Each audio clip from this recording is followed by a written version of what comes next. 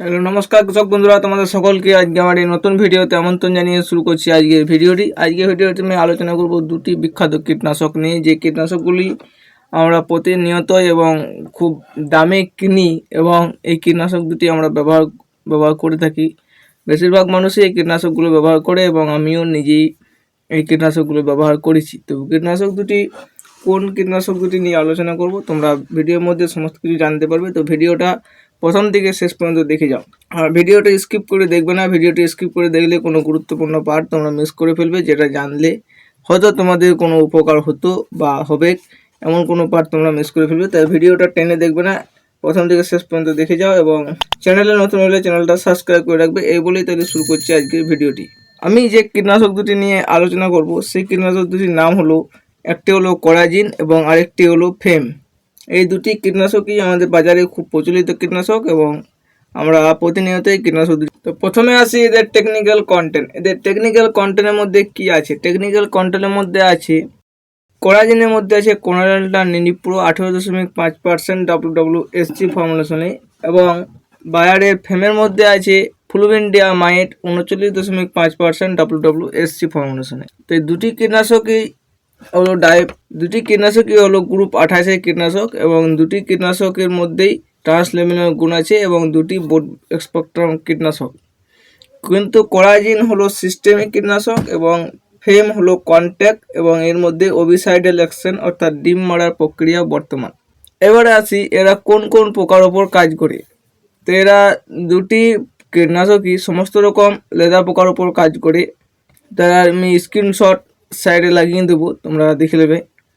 এবং এই দুটি কীটনাশকই সমস্ত রকম ফসলে ব্যবহার করা যায় এবং দুটি কীটনাশক গ্রিন ট্যাঙ্গেল অর্থাৎ গ্রিন লেভেলের একটি কীটনাশক, যে কীটনাশকগুলি ব্যবহার করলে কোনো রকম ক্ষতি হয় না, একটা পরিবেশ বান্ধব কীটনাশক।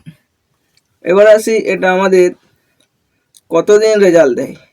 এই রেজাল্ট দেওয়ার সময়টাতেই সবচেয়ে বেশি গুরুত্বপূর্ণ, কেননা কোরাজিন আমাদের কাজ করে থাকে 15 দিন পর্যন্ত কাজ করে, ফেম আমাদের কাজ করে 7 থেকে 10 দিন, কিন্তু আমরা ফেমের রেজাল্ট বেশি পাই।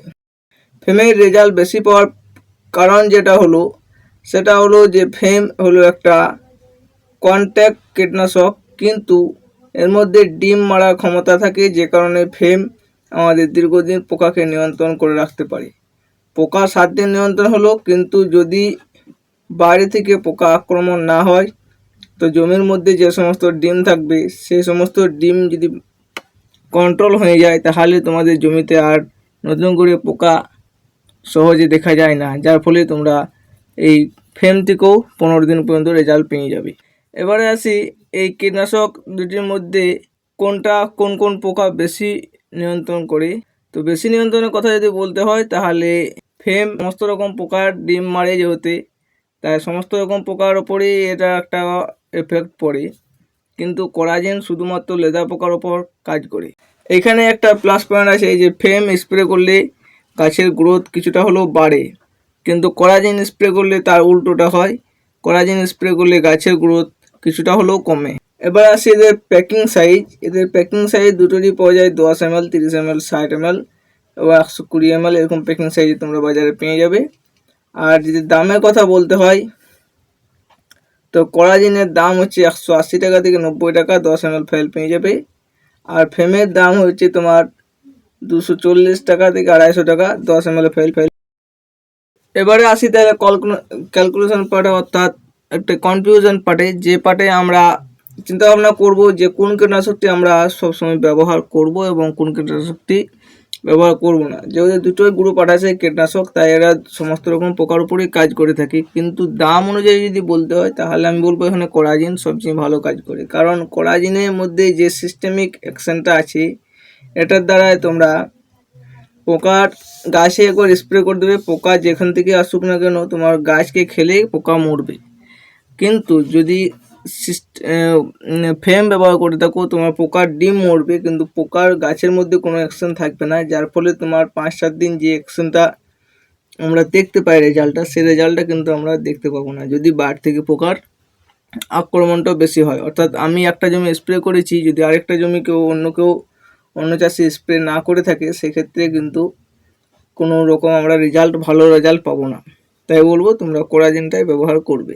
তাহলে এই ছিল আজকে কোরাজিন এবং ফেমের মধ্যে একটা পার্থক্য, সাধারণ পার্থক্য। যে পার্থক্যের মধ্যে আমি তোমাদেরকে বোঝালাম যে এখানে আমাদের ভালো যদি কাজের কথা বলতে হয় তাহলে কোরাজিন আমাদের এখানে সবচেয়ে ভালো কাজ করে থাকে এবং একটা লং লাস্টিং দীর্ঘদিন কাজ করে থাকে। কিন্তু কোরাজিন স্প্রে করলে আমাদের গাছের কিছুটা হলেও ক্ষতি হয়, যার জন্য আমাদের একটা যে কোনো পিজিআর ব্যবহার করতে হবে।